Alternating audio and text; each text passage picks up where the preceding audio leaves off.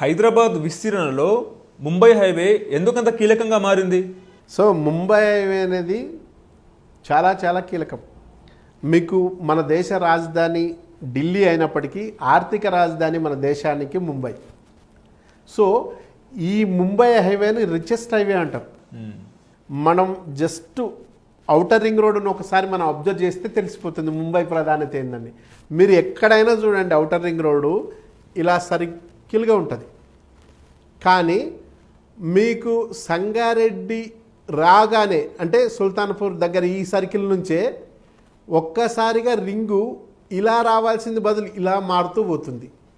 Reason ఏంటంటే Mumbai హైవేకు base చేసుకుని ఉన్న రింగ్ రోడ్ ఏదైతే ఉందో, రింగ్ రోడ్ రాకముందే ముంబై హైవే డెవలప్ అయి ఉంది.